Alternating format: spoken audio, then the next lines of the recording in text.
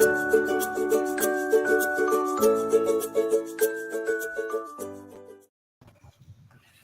everybody.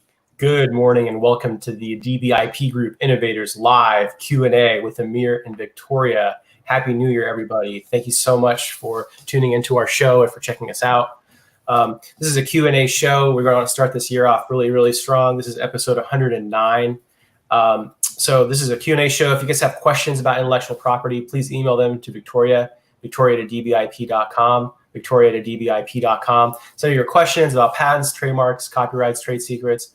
We'll get them answered on the show. We also have a community number. Please text us at 415-943-5193, 415-943-5193. We'd love to have you as part of our text community. So shoot me a text. You'll have direct access to me. You'll be able to send me questions, and I'll get your questions answered on the show. So before we get into today's show, I wanted to just do a quick recap of what we did last year on episode 108 before we get into today's show. Last year, we looked at Moet Hennessy's brands and bottles and everything like that.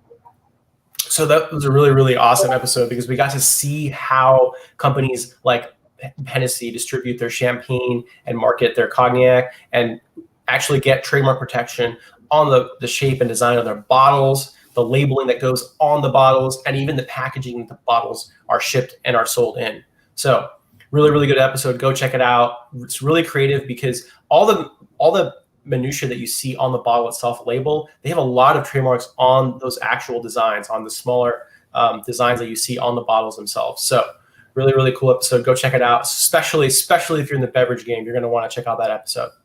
So Victoria, what are we doing today on episode 109? Today on episode 109, we're looking at Pierre Cardin's perfume bottles.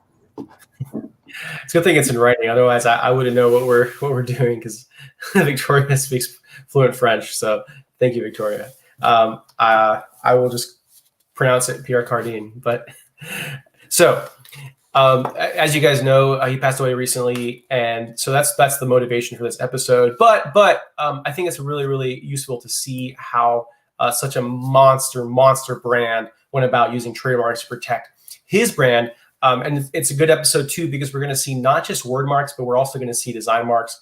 We're going to see designs on perfume and cologne bottles, in addition to packaging. So tune in. This is going to be an awesome episode. Let's get started. So again, the principles that I'm showing you guys here on the show, you guys can apply to research any other brand that you're interested or curious about.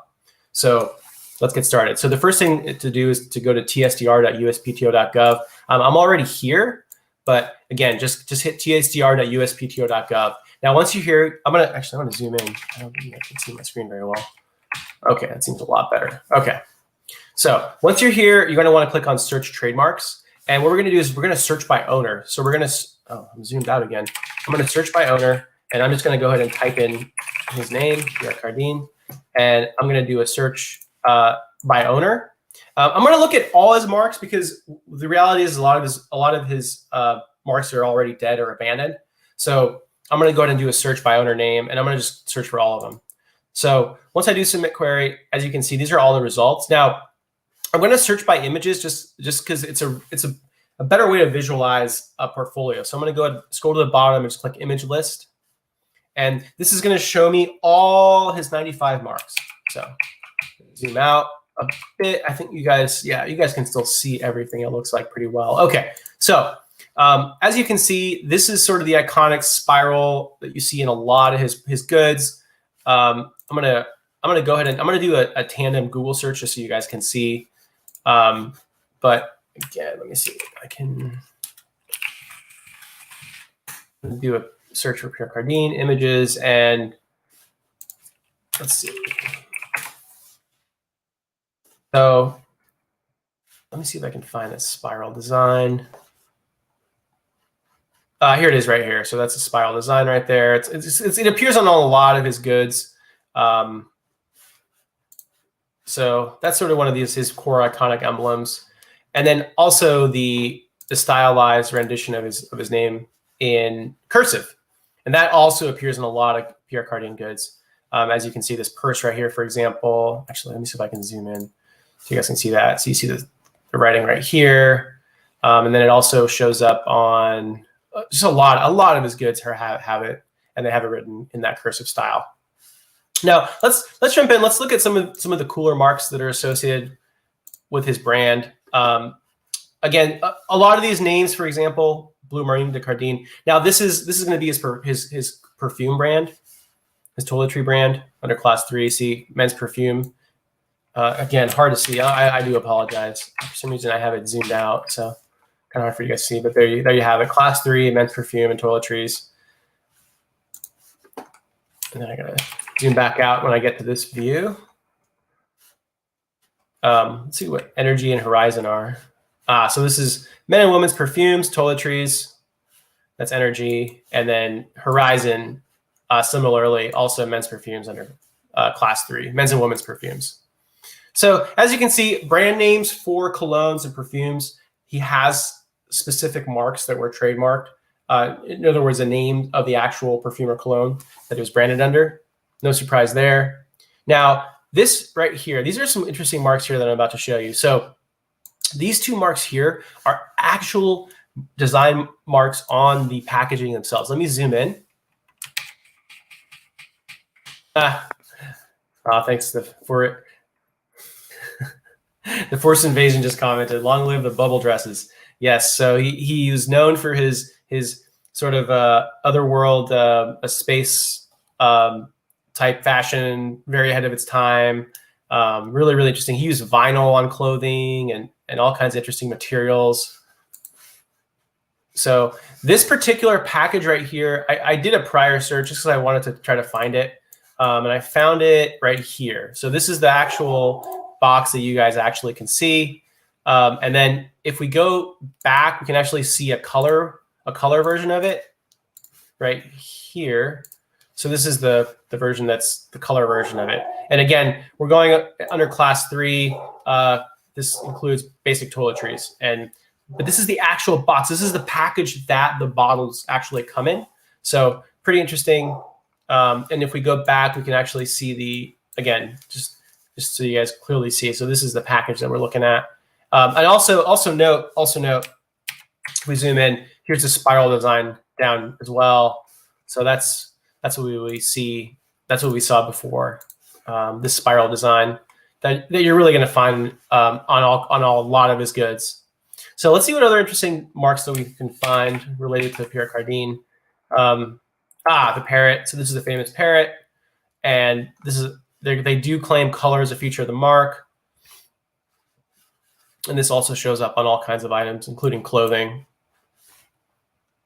What you'll notice about Pierre Cardin is that his brands span all kinds of goods, services, from pens to watches to, from what I understand, there even had some involving vehicles, all kinds of brands. His brand was truly licensed across a whole wide range of goods and services. Here's another perfume bottle, or actually, I apologize. Lip contour pencils, bronzing powder, concealer.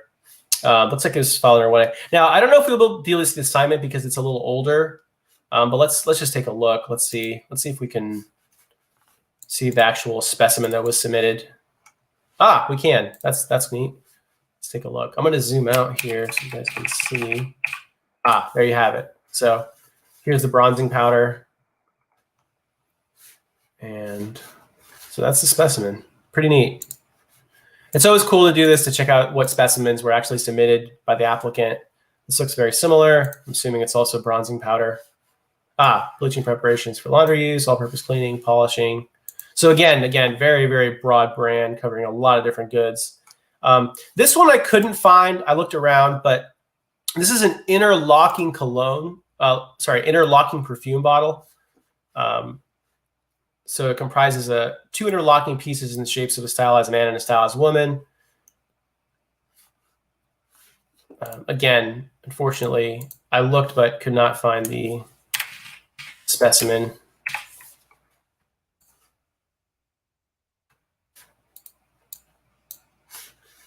But there you have it. Right there.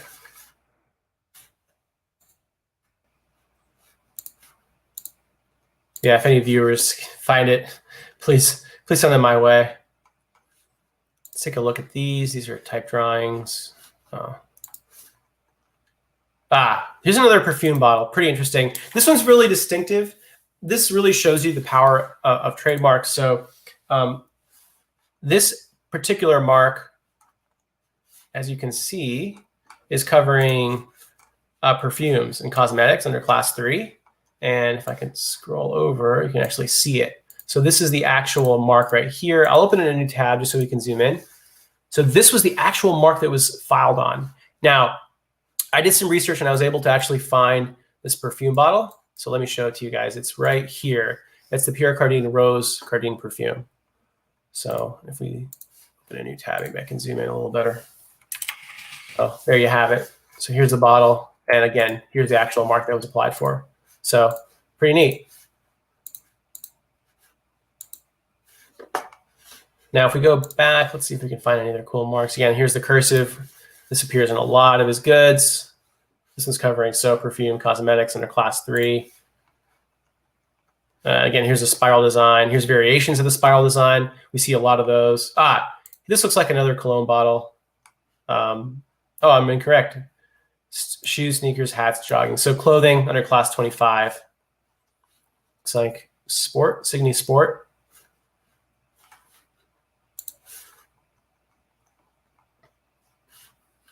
So that is Pierre Cardin. Again, really, really interesting. It's really interesting to see how various aspects of his brand were protected, from designs of the actual bottles, designs of packaging, also color, right? So filing trademark applications on designs that have color. If they're distinctive, then it's worth protecting. And that's exactly what Pierre Cardin did with his parrot design, the color, the colored parrot. So really, really useful stuff, especially if you guys are putting out things like perfume bottles, if that's your industry, if you're any sort of cosmetics. Think about also filing trademark applications on the packaging. In addition, of course, to the names, the brand names that you use to sell your soaps, your toiletries, you might also consider filing design trademarks on designs of the bottles, the looks of the package, the design of the package. These are all fair game, and Pierre Cardin is a great example of how that was actually done in the trademark world. So thanks so much for watching. This is episode 109 covering Pierre Cardin's trademark portfolio. I hope you guys found this content useful. If you guys have specific questions about intellectual property, please email them to Victoria. She can be reached at victoria@adibiip.com. Feel free to send her your questions about patents, trademarks, copyrights, trade secrets, whatever it may be. Send her your question. We'll get them answered on the show. We also have a community number, so please feel free to text us at 415-943-5193,